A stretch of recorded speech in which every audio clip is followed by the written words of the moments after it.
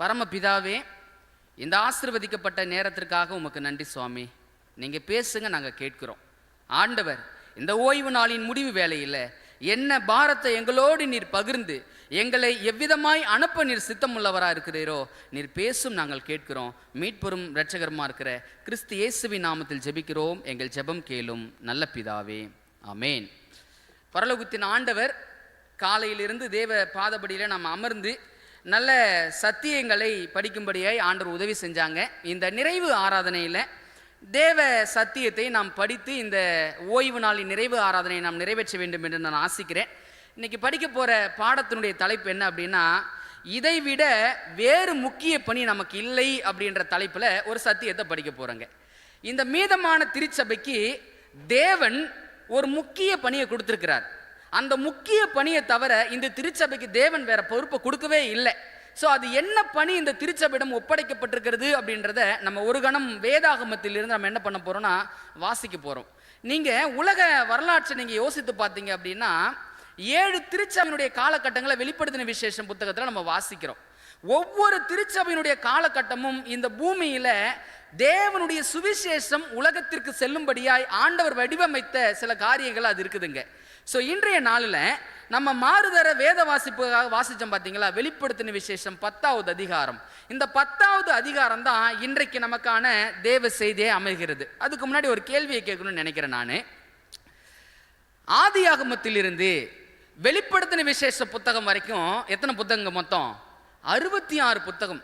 இந்த 66 புத்தகத்தில் இந்த மீதமான திருச்சபையை குறித்து ஒரு அதிகாரமே இருக்கிறது. அந்த அதிகாரம் எது அப்படின்னு யாராவது கெஸ் பண்ண முடியுங்களா? ஆதியாகமத்திலிருந்து வெளிப்படுத்தல் வரைக்கும் 66 புத்தகங்க. இந்த 66 புத்தகத்தில் இன்னைக்கு அங்கத்தினர்களாய் நீங்கள் நான் இருக்கிறோம் பாருங்க. இந்த மீதமான திருச்சபையை குறித்து ஒரு அதிகாரமே இருக்கிறது. வெளிப்படுத்தின விசேஷம் 14ங்களா? ரொம்ப சந்தோஷம். அக்கா அவங்களுடைய கருத்தை பகிர்ந்துருக்கிறாங்க. வெளிப்படுத்தின விசேஷம் 14வது அதிகாரம் அப்படின்னு சொல்லியிருக்கிறாங்க.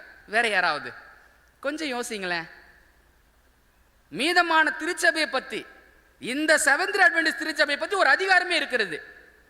இந்த சபை இருக்குது பார்த்தீங்களா, இது தேவனால் ஏற்படுத்தப்பட்ட திருச்சபை, தி அப்பாயிண்டட் சர்ச். ஏன் அப்படின்னா இந்த திருச்சபையை தேவன் நோக்கம் இல்லாமல் ஏற்படுத்தலை, ஒரு நோக்கத்தோடு தான் ஏற்படுத்தியிருக்கிறாங்க. அதை தான் கேட்குறேன், எந்த அதிகாரம்? எந்த அதிகாரமும் இல்லைங்க. மாறுதர வேத வாசித்தம் பார்த்தீங்களா, வெளிப்படுத்தின விசேஷம் 10வது அதிகாரம். இந்த 10வது அதிகாரம் தான் இந்த மீதமான திருச்சபையை பற்றி பேசுகிற அதிகாரம். எங்கே இருக்குது? ஒன்றும் சவந்திரியெல்லாம் வார்த்தையே இல்லையே அப்படின்னு யோசிக்கிறீங்களா? படிக்க போகிறோம். இந்த சபை பிறந்த வரலாறை குறித்து படிச்சுட்டு இந்த சபைக்கு தேவன் ஏற்படுத்தின நோக்கம் என்ன, திட்டம் என்ன என்பதை குறித்து ஒரு கணம் நம்ம என்ன பண்ண போகிறோம்னா வாசிக்க போகிறோங்க. இந்த வேத பகுதியில் அநேக விதமான தீர்க்க தரிசனங்கள் அடங்கியிருக்குதுங்க. 1வது வசனத்திலிருந்து 11வது வசனம் வரைக்கும் கிட்டத்தட்ட ஒவ்வொரு வசனமும் ஒவ்வொரு தீர்க்க தரிசனம், ஒவ்வொரு சத்தியங்கள். நம்ம வரக்கூடிய காலங்களில் வெளிப்படுத்தின விசேஷ புத்தகத்தை படிக்கும் பொழுது இதெல்லாம் கவர் பண்ணி படிப்போம். இன்னைக்கு நமக்கு தேவையான விஷயம் என்ன அப்படின்னா, இதைவிட வேறு முக்கிய பணி நமக்கு இல்லை அப்படின்னு சொன்னமே, அந்த பணி என்ன என்பதை இந்த வேத பகுதி நமக்கு வெளிப்படுத்த போகிறது. அதற்கு முன்பதாக இந்த திருச்சபை பிறந்த வரலாறு என்ன அப்படின்றத நம்ம என்ன செய்ய போறோம்னா படிக்க போறோம். பாருங்களேன், வெளிப்படுத்தின விசேஷம் 10வது அதிகாரம் 1வது வாக்கியத்தை நான் வாசிக்கிறேன், கொஞ்சம் கவனமா கவனிங்க. பின்பு பலமுள்ள வேறொரு தூதன் வானத்திலிருந்து இறங்கி வர கண்டேன். மேகம் அவனை சூழ்ந்திருந்தது. அவனுடைய சிரசின் மேல் வானவில் இருந்தது. அவனுடைய முகம் சூரியனை போலவும் அவனுடைய கால்கள் அக்னி ஸ்தம்பங்களைப் போலவும் இருந்தது. ஒரு தூதன் இறங்கி வருகிறத சொல்லிட்டு 2வது வசனத்துல ஒரு மிக முக்கியமான வார்த்தையை ஆவியானவர் யோவான் மூலமாய் நமக்கு ஏற்படுத்தி வச்சிருக்கிற வார்த்தை என்ன வாசிக்கிறோம் பாருங்களேன். திறக்கப்பட்ட ஒரு சிறு புஸ்தகம் அவன் கையில் இருந்தது. யார் கையிலங்க? ஒரு தூதன் வந்தாருன்னு சொல்லி பார்த்தோம் பாருங்க. அந்த தூதன் கையில என்ன இருக்குது? திறக்கப்பட்ட ஒரு சிறு புத்தகம் இருக்கிறது. இப்ப என்ன செய்யறாரு பாருங்களேன். ஒரு சிறு புத்தகம் அவன் கையில் இருந்தது. தன் வலது பாதத்தை சமுத்திரத்தின் மேலும் தன் இடது பாதத்தை பூமியின் மேலும் வைத்து, இப்ப அதுக்கப்புறம் நம்ம வாசிக்கிறோம், சிங்கம் கெர்ச்சிக்கிறது போல மகா சத்தமாய் ஆர்ப்பரித்தான் அப்படின்னு சொல்லி வாசிக்கிறோம். நம்ம தேவையான வேத பகுதியை மட்டும் தான் இன்னைக்கு வாசிக்க போறோம். ஆரம்பத்தில் சொன்னது போல ஒவ்வொரு வசனமும் ஒவ்வொரு தீர்க்க தரிசனம். ஸோ இன்னைக்கு நம்ம என்ன படிக்க போறோம் அப்படின்னா, ஒரு தூதன் வானத்திலிருந்து இறங்கி வந்தாரு. அவர் கையில் என்ன இருந்துச்சு? திறக்கப்பட்ட ஒரு சிறு புத்தகம் இருந்துச்சு. இந்த திறக்கப்பட்ட சிறு புத்தகம் எது அப்படி என்பதை இந்த வேத பகுதியில் எங்கேயாவது நம்ம தேடி பார்த்தா இருக்குமா அப்படின்னா இல்லைங்க. அந்த வேத பகுதியை கொஞ்சம் பாருங்களேன். மாறுதர வேத வாசிச்சு இல்லைங்களா? எங்கேயாவது அந்த திறக்கப்பட்ட சிறு புத்தகம் எதுன்னு இருக்குதுங்களா? இல்லை. ஆனால் ஆவியானவர் நமக்கு சொல்லிக் கொடுப்பாரா? நிச்சயம் சொல்லிக் கொடுப்பார். எப்படி தெரியுங்களா? வேதத்திற்கு விளக்கம் வேதமே. இந்த செவன்த் அட்வென்டிஸ்ட் திருச்சபைக்கு ஒரு பேர் இருக்குதுங்க. என்ன தெரியுங்களா? வேதாகமத்தின் மக்கள். அப்படின்னா என்ன அர்த்தம் தெரியுங்களா? ஏதாவது ஒரு கருத்தை சொல்லணும் அப்படின்னா அதுக்கு அடித்தளமா வேத வசனம் தான். நிறைய பேர் கருத்தை சொல்லிட்டு கடந்து போயிடுவாங்க. ஆனா இந்த மீதமான திருச்சபையின் பிள்ளைகள் கடந்து போக மாட்டாங்க. வசனம். ஒரு டாக்டர்ல தவறு வருது அப்படின்னாலும் முதலாவது கேட்கக்கூடியது என்ன தெரியுங்களா? வசனம் காட்டுங்க பிரதர், வசனம் காட்டுங்க ஐயா, நான் ஏத்துக்கிறேன். அதை தானே சொல்றோம். அப்ப வசனத்தில் பிறந்த மக்கள் கூட்டம் எது அப்படின்னா இந்த மீதமான திருச்சபை. இந்த மீதமான திருச்சபை எப்பொழுதெல்லாம் வேதாகமத்தில் அவங்களுக்கு சந்தேகம் வருதோ அப்பெல்லாம் ஆவியானவருடைய உதவியை நாடுனுங்க. ஏசாயா 34:16 வாசிப்போம் அப்படின்னா, கர்த்தருடைய புத்தகத்திலே தேடி வாசியுங்கள், அதில் ஒன்றும் குறையாது, ஒன்றும் ஜோடி இல்லாமல் இராது. கர்த்தருடைய வாய் இதை சொல்லிட்டு அவருடைய ஆவி அவைகளை சேர்க்கும். அன்பானவர்களே, இப்ப இந்த வேத பகுதியை நான் வாசிக்கிறேன். ஒரு தூதன்னு சொல்றாங்க, திறக்கப்பட்ட சிறு புத்தகம் கையில் இருந்ததுன்னு சொல்றாங்க. ஆனா அந்த திறக்கப்பட்ட சிறு புத்தகம் எதுன்னு எனக்கு தெரியல. ஆனா இந்த வசனத்தை விளக்குகிற வேறு ஒரு வசனம் எங்க தான் இருக்கும்? பைபிள்ல தான் இருக்கும். அப்ப ஆவியான ஒரு உதவியோடு எப்பா அந்த திறக்கப்பட்ட சிறு புத்தகம் எது அப்படின்னு சொல்லி ஆண்டவரை சார்ந்து நம்ம படிப்போம் அப்படின்னா ஆண்டவர் சொல்லி தருவாரா? நிச்சயம் சொல்லி தருவார். எனக்கு இங்க திறக்கப்பட்ட சிறு புத்தகம் எதுன்னு எனக்கு தெரியலங்க. ஆனா கேள்வியை கொஞ்சம் நான் மாத்தி கேட்கிறேன். வேதாகமத்துல மூடப்பட்ட புத்தகம் எதுன்னு உங்களுக்கு தெரியுங்களா? வார்த்தை இன்னும் கொஞ்சம் மாத்துறேன். முத்திரையிடப்பட்ட புத்தகம் எதுன்னு உங்களுக்கு தெரியுங்களா? வசனத்தை வாசிக்கலாங்களா? வாங்க. தானியேல் 12வது அதிகாரம் 4வது வசனத்தை வாசிங்க. மூடப்பட்ட புத்தகம் எதுன்னு பாருங்களேன். ம் ம் ம் ம்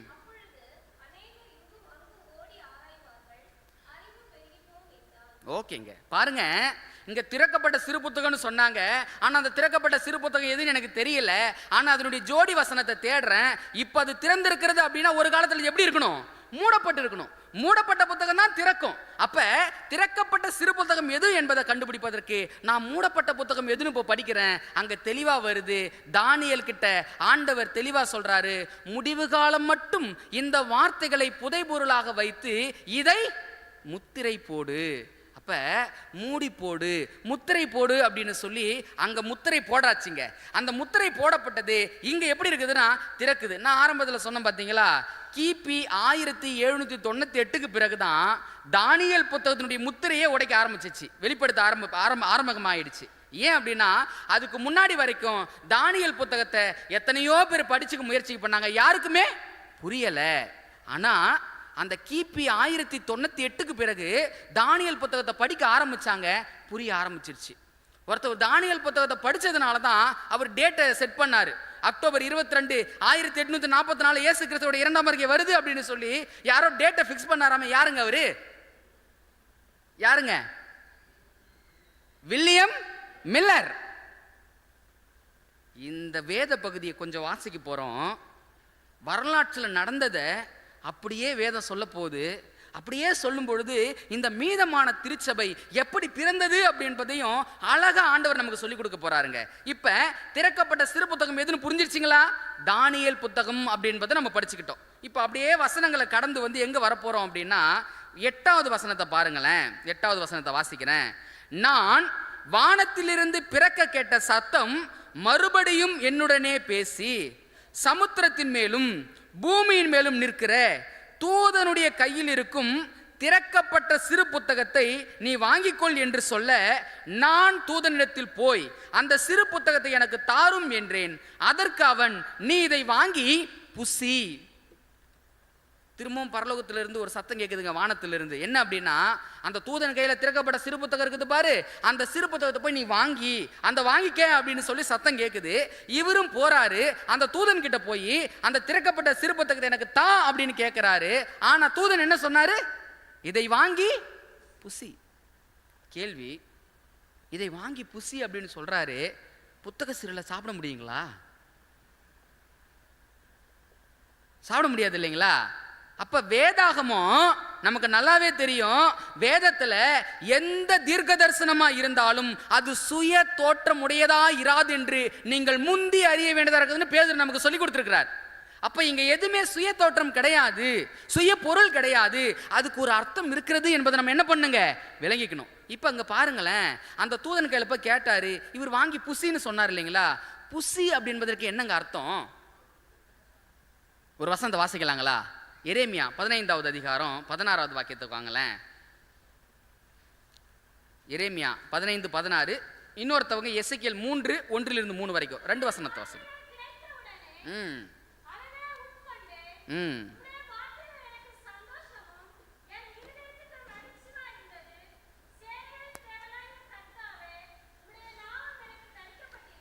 ஓகே, பாருங்க, இங்க எரேமியாவுக்கு ஒரு வார்த்தை வருது.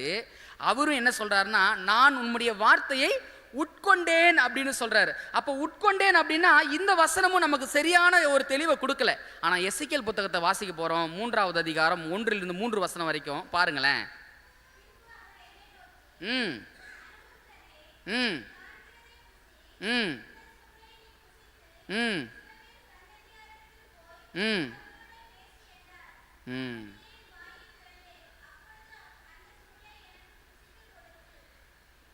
ஓகே, போதும் போதும். பாருங்க, இங்க புசி என்பதற்கான அர்த்தம் என்ன அப்படின்னா, அதை வாங்கி படிப்பான்னு அர்த்தம்.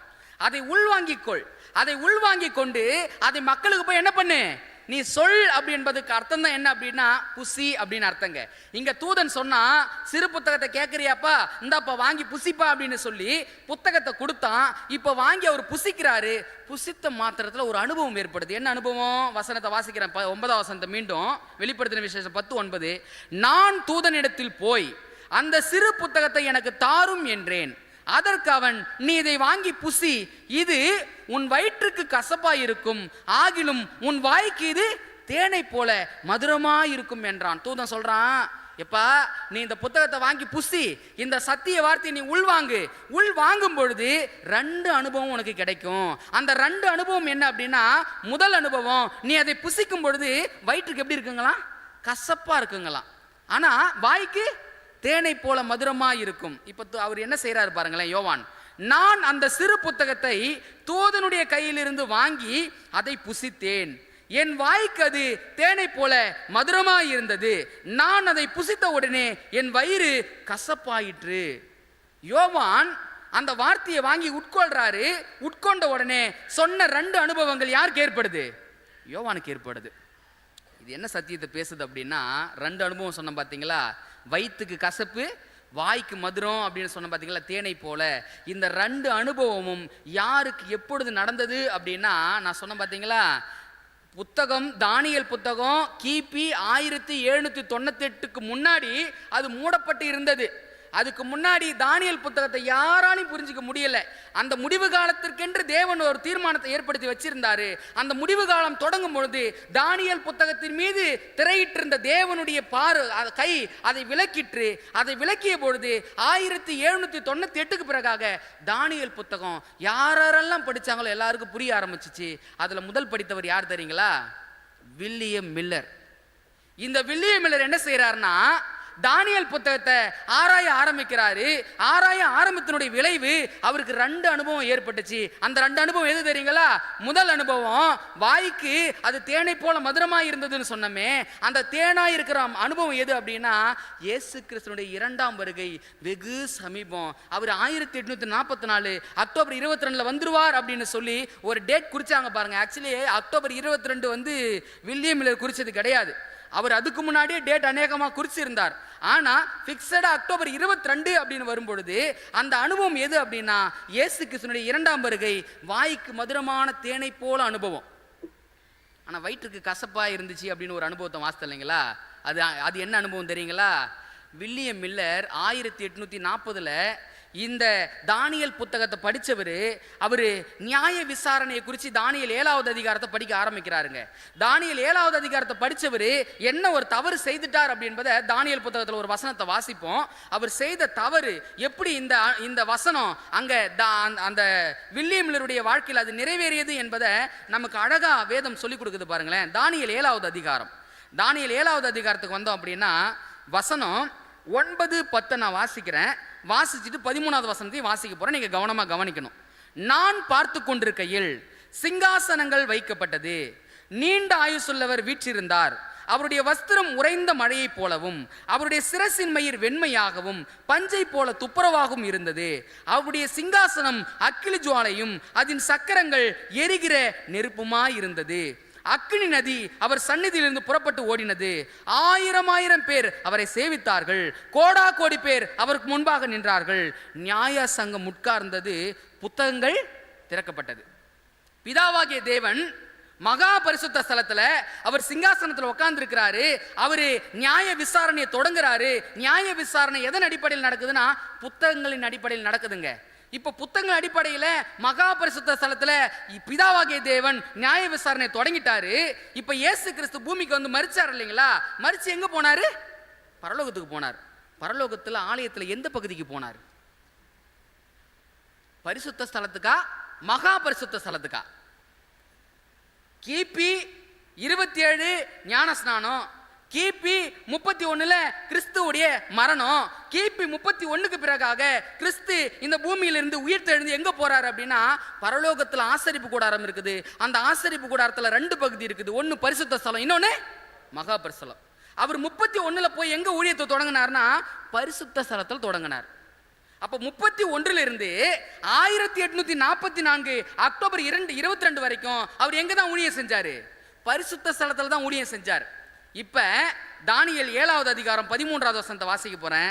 ரா தரிசனங்களிலே நான் பார்த்து கொண்டிருக்கையில் இதோ மனுஷகுமாரனுடைய சாயலான ஒருவர் வானத்து மேகங்களுடனே வந்தார்.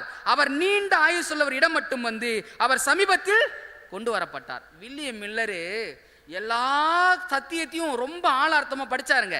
படிச்சவர் இந்த 13வது வசனத்துல ஒரு ஈவெண்ட்டை அவர் தவறா புரிஞ்சுக்கிட்டார். என்ன ஈவெண்ட் தெரியுங்களா? இங்க கிறிஸ்து மனுஷகுமாரன் அப்படின்னு சொல்லி பாக்குறேன் இல்லைங்களா? அது கிறிஸ்து தான், மனுஷகுமாரனுடைய சாயலானன்னு. இப்ப அந்த மனுஷகுமாரன் எதன் மீது வராருங்களா? வானத்து மேகங்களுடனே. கிறிஸ்துவுடைய 2ஆம் வருகை எதுல வருவாரு? வானத்து. அப்ப வில்லியம் மில்லர் என்ன நினைச்சுக்கிட்டாருன்னா இந்த வசனத்தை படிச்சவரு வானத்து மேகங்களோடு வராரு அப்படின்னா கிறிஸ்து 2ஆம் வரை வரப்போறார் அப்படின்னு சொல்லி அவர் என்ன பண்ணிட்டாருன்னா இந்த வசனத்தை தவறா புரிஞ்சுக்கிட்டார். ஆனா நமக்கு நல்லாவே தெரியும். இப்ப இந்த வசனத்தை புரிஞ்சுக்கிட்டவர் 1840 3 தூதுல 1ஆம் தூது அறிவிக்கிறாரு. 1ஆம் தூது என்ன அப்படின்னா வசனம் நமக்கு தெரியும் இல்லைங்களா? 1ஆம் தூது என்னங்க? பின்பு வேறொரு தூதன் வானத்தின் மத்தியிலே பறக்க கண்டேன், பூமியில் வாசம் பண்ணுகிற சகல ஜாதிகளுக்கும் நித்திய சுவிசேஷத்தை உடையவனாய் இருந்து, அதுக்கு அடுத்தது ஆரம்பிக்குது, அவர் நியாய தீர்ப்பு கொடுக்கும் வேலை வந்தது. அன்பானவர்களே, இந்த வில்லியம் மில்லர் என்ன புரிஞ்சுக்கிட்டார் அப்படின்னா இங்க கிறிஸ்து பரிசுத்த ஸ்தலத்து மகா பரிசுத்தத்துக்கு போறாரு. ஆனா அவர் என்ன நினைச்சிட்டாரு அப்படின்னா கிறிஸ்து இந்த பூமிக்கு 2ஆம் முறை வரப்போறாரு, இந்த பூமியை சுத்திகரிப்பு செய்ய போறாருன்னு அவர் நினைச்சிட்டார். தானியேல் புத்தகத்தை படிக்கும் போது இன்னும் தெளிவா புரியும். சோ இந்த ஈவென்ட்டை இவர் தவறா புரிஞ்சுக்கிட்டார். இப்ப அவர் என்ன செய்துட்டார் அப்படின்னா கிறிஸ்துவுடைய 2ஆம் வருகை சீக்கிரம் வெகுவா இருக்குதுன்னு சொல்லி 1840 இருந்து 44 வரைக்கும் நிறைய பிரசங்கம் பண்ணிட்டார். மக்கள் கிட்டத்தட்ட 50,000 பேர் அவரை பின்பற்ற ஆரம்பிச்சிட்டாங்க. இருந்த வீடு நிலங்கள் காணி ஆட்சிகள் எல்லாத்தையும் விட்டுட்டாங்க. வித்துட்டு கிறிஸ்துவுடைய வருகைக்கு நாங்க போக போறோம்னு சொல்லி அக்டோபர் 21ஆம் தேதி எல்லாம் எல்லாருக்கும் ஒரே ஜாய்ஃபுல் மூமெண்ட், சந்தோஷமான தருணம். ஏன்னா யார் வரப்போறது? இயேசு கிறிஸ்து வரப்போறாரு, நாங்க எல்லாம் பரலோகம் போக போறோம் அப்படின்னு சொல்லி அவ்வளோ சந்தோஷமா இருந்தாங்க. அக்டோபர் 21 முடிஞ்சிச்சு, 22 ஆரம்பிச்சிச்சு. கிறிஸ்து வருவார் வருவார் வருவார்னு சொல்லி அந்த 22ஆம் தேதி முழுவதுமாக அவங்க காத்து கொண்டிருந்தாங்க. கிறிஸ்து வரல. 23ஆம் தேதி வரைக்கும் காத்துக்கிட்டு இருந்தாங்க. கிறிஸ்து வரல. இப்ப கிறிஸ்து வரவில்லை என்ற அனுபவம் எப்படி கிறிஸ்துவுடைய 2ஆம் வருகை தேனை போல வாய்க்கு மதுரமாய் இருந்ததோ அது முதல் அனுபவம். அந்த அனுபவத்தை வில்லியம் மில்லர் அடைஞ்சாரு. 2வது அனுபவம் என்ன அப்படின்னா வயிற்றுக்கு கசப்பான அனுபவம்னு சொன்னமே, அந்த அனுபவம் என்ன அப்படின்னா இயேசு கிறிஸ்து அக்டோபர் 22 1844 வரலை. அந்த அனுபவம் தான் வயிற்றுக்கு கசப்பான அனுபவம். 50,000 பேர் அவரை பின்பற்றாங்கன்னு சொன்ன பார்த்தீங்களா? அந்த 50,000 பேர் மிகப்பெரிய ஏமாற்றம் அடைந்தவர்களா? 50,000 பேரில் 50 பேரை தவிர மீதி 49,950 பேர் வில்லியம் மில்லரை விட்டு பிரிஞ்சு போயிட்டாங்க. என்ன இவரை நம்பி இப்படி வந்தோமே, இப்படி ஏமாத்திட்டாரு, இப்படி பொய்யா போயிடுச்சு அப்படின்னு சொல்லி 49,950 பேர் பிரிஞ்சு போயிட்டாங்க. மீதம் இருக்கிற ஒரு 50 பேர் ஒரு சிறு கூட்டம் என்ன பண்ணுச்சுன்னா உக்காந்துருச்சு. உக்காந்து என்ன பண்ண ஆரம்பிச்சாங்க அப்படின்னா, ஒருபோதும் வேத வசனம் தவறு சொல்லாது, ஒருபோதும் தீர்க்க தரிசனம் பொய்த்து போகாது, இது எங்கேயோ மிஸ்டேக் நடந்திருக்குது என்பதை ஒரு சிறு கூட்டம் என்ன பண்ணுது அப்படின்னா உட்காந்து ஆராய ஆரம்பிக்குதுங்க. உட்காந்து ஆராய ஆரம்பிச்ச போது தான் தெரிஞ்சது, ஐயையோ பரலோகத்தில் ஒரு ஆசரிப்பு கூடாரம் இருக்குது. கிறிஸ்து 31 கிளம்பி எங்க போனார்னா ஆசரிப்பு கூடாரத்துக்கு போனாரு. ஆனா ஊழி எங்க தொடங்கினாரு? பரிசுத்த ஸ்தலத்தில் தொடங்கினாரு. இப்ப கிபி 1844 அக்டோபர் 22 அவர் பரிசுத்த ஸ்தலத்திலிருந்து மகா பரிசுத்தத்துக்கு போயிருக்கிறாரு அப்படின்னு சொல்லி சாமுவேல் ஸ்னோ அப்படின்னு சொல்லி நம்ம சபையினுடைய ஒரு பயனர் இருக்கிறாருங்க. அவரு இந்த ஏமாற்றம் அடைஞ்சு எல்லாரும் போயிட்டு இருக்கிறாங்க, இவரும் ஒரு சோளக்காட்டு வழியா போய்கிட்டு இருக்கிறாரு. அவருக்கு ஒரு தரிசனம் காட்டப்படுது. அந்த தரிசனம் என்ன அப்படின்னா, கிறிஸ்து பரிசுத்த ஸ்தலத்திலிருந்து மகா பரிசுத்தத்துக்கு போறாரு. இதை புரிஞ்சுக்கிட்டவர் உடனே வந்து ஒரு சிறு கூட்டம் கூடி அங்கே ஆராய்ந்து கொண்டிருக்குதுன்னு சொன்ன பாருங்க. அந்த சிறு கூட்டம் கிட்ட அறிவிக்கிறாரு, இந்த மாதிரி நான் ஒரு தரிசனத்தை கண்டேன், வேத வாக்கியத்தை ஆராய்ங்க அப்படின்னு சொல்லி ஆராய்ந்து பார்க்கும்போது தான் தெரிஞ்சிச்சு, கிறிஸ்து 1844 அக்டோபர் 22 அவர் 2ஆம் வருகை பூமியில் இல்லை. அவர் எங்க போனாரு? பரிசுத்த ஸ்தலத்திலிருந்து மகா பரிசுத்தத்துக்கு போனார். எதுக்கு போனாரு? நுட்ப நியாய விசாரணையை துவங்குவதற்காக. நுட்ப நியாய விசாரணை எதன் அடிப்படையில் துவங்கப்பட்டுச்சு? 3 புத்தகங்கள் அடிப்படையில். 3 புத்தகம் எது? பாவ புஸ்தகம், ஞாபக புஸ்தகம், ஜீவ புஸ்தகம். இந்த 3 புத்தகங்கள் எப்ப திறக்கப்பட்டுச்சுங்க? 1844 மகா பரிசுத்த ஸ்தலத்துல ஆசரிப்பு கூடாரத்தை இந்த புத்தகம் திறந்திருக்கிறது. கிறிஸ்து 1844 இருந்து நுட்ப நியாய விசாரணையை தொடங்கிட்டார். காலைல ஒரு உதாரணம் சொன்னேன். 12ஆம் வகுப்பு படிக்கிற பிள்ளை கல்லூரி போகணும் அப்படின்னா அது தேர்வு எழுதணும். தேர்வு எழுதிட்ட ரிசல்ட் வந்துருமானா வராது. பேப்பர் கரெக்ஷன் பண்ணணும். பேப்பர் கரெக்ஷன் இல்லாம எது இல்லை? ரிசல்ட் இல்லை. அப்ப 1844 கிறிஸ்து பேப்பர் கரெக்ஷன்ல உட்காந்துட்டாரு, புத்தகங்களை திறந்துட்டாரு, எல்லோருடைய கணக்குகளும் சரிபார்க்கப்படுகிறது. அந்த பேப்பர் கரெக்ஷன் எப்ப முடியுதோ அப்ப கிறிஸ்துவோட 2ஆம் வருகை பூமிக்கு வந்துரும். இப்ப 50,000 பேர்ல 49,950 பேர் அவங்க பின்மாற்றமாகி போயிட்டாங்கன்னு சொன்ன பாத்தீங்களா? மீதி இருக்கிற 50 பேர் வேத வசனம் தவறாதுன்னு சொல்லி உட்கார ஆரம்பிச்சாங்க பாருங்க. இவர்களுக்கு ஒரு தரிசனம் கொடுக்கப்பட்டது, ஒரு வேலை கொடுக்கப்பட்டது. அந்த வேலை என்ன தெரியுங்களா? வசனம் வெளிப்படுத்தின விசேஷம் 10ஆவது அதிகாரம் வசனம் 11. யாராவது சத்தம் ஒருத்தவங்க வாசிக்கிறீங்களா? ம் ம் ம் ம் ஓகே, போதுங்கக்கா. ஒரு கேள்விங்க, இங்க ஒரு வார்த்தை வருது, அப்பொழுது அவன் என்னை நோக்கி நீ மறுபடியும் அப்படின்ற வார்த்தையை பயன்படுத்துறாங்களே. மறுபடியும் அப்படின்னா இந்த செய்தி ஏற்கனவே ஒரு முறை அறிவிக்கப்பட்டுடுச்சுப்பா. யார் மூலமா அறிவிக்கப்பட்டுச்சுன்னு சொன்ன? வில்லியம் மில்லர் மூலமாய் 1840 இருந்து 44 வரைக்கும் ஏற்கனவே இந்த தூது அறிவிக்கப்பட்டாயிடுச்சு. ஆனாலும் முடிவு வராது. நீ மறுபடியும் என்ன செய்யணும்? இந்த தூதை உலகத்துக்கு அறிவிக்கணும் அப்படின்னு சொல்லி வார்த்தை எப்படி வருது பாருங்களேன். அப்பொழுது அவன் என்னை நோக்கி நீ மறுபடியும் அநேக ஜனங்களையும் ஜாதிகளையும் பாஷைக்காரரையும் ராஜாக்களையும் குறித்து தீர்க்க தரிசனம் சொல்ல வேண்டும் என்றான். அன்பானவர்களே, 49,950 பேர் பிரிஞ்சு போனாலும் ஒரு 50 பேர் சிறு கூட்டமாக கூடி வேதத்தை ஆராய ஆரம்பிக்கிறாங்க. அந்த வேதத்தை ஆராய ஆரம்பித்துல நீங்க யோசிச்சு பாருங்க, 1844 அக்டோபர் 22 ஒரு மாபெரும் ஏமாற்றம் நடந்துருச்சு. ஒரு கசப்பான அனுபவம் நடந்துருச்சு. அந்த கசப்பான அனுபவத்திலிருந்து ஒரு சிறு கூட்டம் பிறக்குது. அந்த சிறு கூட்டம் யாரு அப்படின்னா, இந்த திருச்சபை தோங்குவதற்கு காரணமாக இருந்த நம்முடைய திருச்சபையினுடைய முன்னோடிகள் Joseph Bates, Ellen White, James White, இந்த சாமுவேல் ஸ்னோ, நிறைய பேருங்க. இவங்க தான் என்ன செஞ்சாங்க அப்படின்னா வேதத்தை உட்கார்ந்து மீண்டும் ஆராய ஆரம்பிச்சாங்க.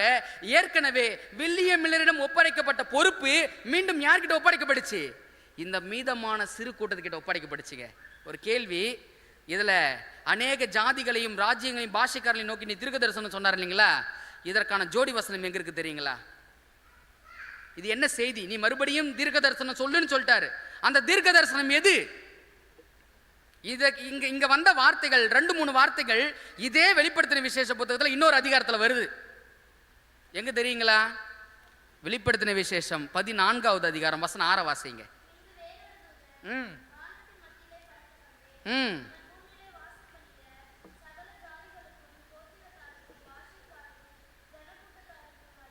போதுமா? அங்க நீ மறுபடியும் தீர்க்க தரிசனம் சொல்லணும்னு சொன்னாங்க. யாருக்கு சொல்ல சொன்னாங்க? அநேக ஜாதிகளையும் பாஷைக்காரை நோக்கி நீ தீர்க்க தரிசனம் சொல்லுன்னு சொன்னாங்களே, அந்த தீர்க்க தரிசனம் எது அப்படின்னா வெளிப்படுத்தின விசேஷம் 14வது அதிகாரம் 6வது வசனம் சொல்லுது.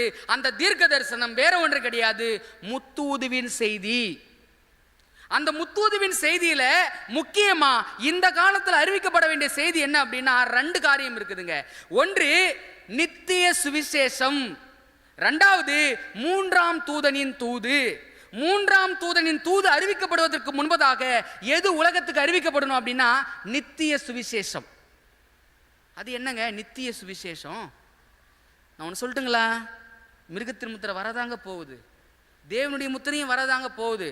ஆனால் மிருகத்தின் முத்திரையோ தேவனின் முத்திரையோ பெறணும் அப்படின்னா அதற்கு முன்னாடி ஒரு மனுஷன் சுவிசேஷத்தை அறிந்தவனா இருக்கணும். சுவிசேஷத்தை அறியாம ஒரு நபரும் எங்க வர முடியாது?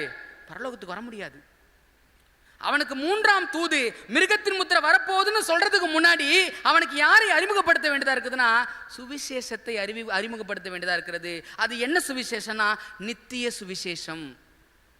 சுவிசேஷம் என்பது வேற ஒன்றும் கிடையாதுங்க, கிறிஸ்துவை பற்றினது தான் சுவிசேஷம். நீங்க ரோமர் புத்தகத்தில் 1வது அதிகாரத்தில் 16-17 வசனங்கள் எடுத்து வாசித்து பாருங்க. கிறிஸ்துவின் சுவிசேஷத்தை குறித்து நான் வெட்கப்படேன் அப்படின்னு சொல்லி பவுல் அழகா தொடங்குவார். முன்பு யூதரிலும் பின்பு கிரேக்கரிலும் விசுவாசிக்கிறவன் எவனோ அவன் ரட்சிக்கப்படுவதற்கு அது தேவ பலனாய் இருக்கிறது. அன்பானவர்களே, இன்னைக்கு பாவத்தை மனிதர்களால் விட முடியல. உலகம் போராடி கொண்டிருக்கிறது. அநேகர் சபைக்கு வந்துடுறாங்க, ஆண்டவரை ஏற்றுக்கொள்றேன்னு சொல்லி திருமுழுக்கு எடுத்துறாங்க. ஆனா திருமுழுக்கு எடுத்தாலும் ஆலயத்துக்கு வந்தாலும் அவங்க ஜீவியம் எப்படி இருக்குதுன்னா பாவ கரையோடு இருக்கிற ஜீவியமா இருக்குதுங்க. ஏன் தெரியுங்களா? பலன் இல்லைங்க. பாவத்தை எதிர்த்து நிற்பதற்கு பலன் இல்லை. இன்னைக்கு மற்றவர்களை பேசுறதை காட்டிலும் நம் நிலையை நம்ம ஆராய்ந்து பார்ப்போமே. இன்னைக்கு பாவம் இல்லாமல் நம்மால் வாழ்ந்து கொண்டிருக்க முடியுதா? ஒருவேளை பாவத்தோடு நான் வாழ்ந்து கொண்டிருப்பேன் அப்படின்னா என்கிட்ட சுவிசேஷம் இல்லை. அதுதான் பவுல் அப்போஸ்தலன் சொல்றாரு, ரட்சிக்கப்படுவதற்கு அது தேவபலனா இருக்குதுன்னா தேவபலன் எது தெரியுங்களா? சுவிசேஷம். சுவிசேஷம் ஒரு நபருக்கு போகாம, சுவிசேஷத்தை ஒரு நபர் கண்டடையாம அந்த நபர் ரட்சிக்கப்படுவதற்கு வாய்ப்பே இல்லை. அன்பானவர்களே, இந்த மீதமான திருச்சபைக்கு தேவன் ஏற்படுத்தியிருக்கிற பொறுப்புல முதல் பொறுப்பு சுவிசேஷத்தை அறிவிக்க வேண்டியது, 2வது 3ஆம் தூதனின் தூதை அறிவிக்க வேண்டியது. இந்த பொறுப்பை தவிர வேறொரு பொறுப்பு இந்த பூமியில் இந்த திருச்சபைக்கு கிடையவே கிடையாது. நான் ஒரு கேள்வி கேட்டு முடிச்சிடுறேங்க. கேள்வி என்ன அப்படின்னா, நித்திய சுவிசேஷம் இன்னைக்கு நம்ம கிட்ட இருக்குதுங்களா? உலகத்துக்கு செய்தியெல்லாம் அறிவிக்கட்டும், கண்டிப்பாக அறிவிக்கப்படணும், அதில் எந்த மாற்று கருத்துமே இல்லை. ஆனால் நித்திய சுவிசேஷம் செய்தி இந்த உலகத்துக்கு 3ஆம் தூதனுடைய தூது போய் தான் ஆகணும். அந்த 3ஆம் தூதனுடைய தூது போகணும் அப்படின்னா இங்கே இருக்கிற நபர் சுவிசேஷத்தை அறிந்தவனா இருக்கணும், பாவத்தை ஜெயிச்சவனா இருக்கணும். பாவத்தை ஜெயிச்சவனா இருந்தாதான் ஆவியானவர் அவன் மேல் நிலையிடுவார், இவன் வல்லமையோடு போய் அந்த ஊழியத்தை நிறைவேற்ற முடியும். இன்னைக்கு சிந்திச்சு பாருங்களேன், எத்தனை பேர் சுவிசேஷத்தை நம்முடைய வாழ்க்கையில் வைத்து கொண்டிருக்கிறோம்? இன்னைக்கு இந்த மீதமான திருச்சபை முத்தூதுவை சொல்லணும்னு சொல்லிக்கிட்டே தான் இருக்கிறோம். ஆனா முத்தூதுவில் 3ஆம் தூதை அறிவிக்க முன்பதாக ஒவ்வொரு தனி மனிதனும் அவன் வாழ்க்கையில எதை அறிஞ்சிருக்கணும் அப்படின்னா நித்திய சுவிசேஷத்தை அறிந்தவனா இருக்கணுங்க. ஒரு நபர் அவருடைய வாழ்க்கையில நித்திய சுவிசேஷத்தை அறியல அப்படின்னா அவங்க தேவ பலனை பெற்றுக்கொள்ள முடியாது. தேவ வேற என்பது கிடையாது, பாவத்தை ஜெயிக்கிற ஜெயம். எல்லாருடைய மனசாட்சிக்கு தெரியும், இன்னைக்கு எத்தனை பேர் இங்க அமர்ந்திருக்கிற நம்ம பாவத்தை ஜெயிச்சவர்களா இருக்கிறோம், பாவத்தின் மீது வெற்றி கொண்டவர்களா இருக்கிறோம். இன்னைக்கு பாவம் என் முன்னாடி இருக்குது அப்படின்னா அந்த பாவத்தை தூக்கி தூர போட்டுட்டு என்னால நிற்க முடியும் அப்படின்னு சொல்லி எத்தனை பேருங்க நிற்க முடியும்?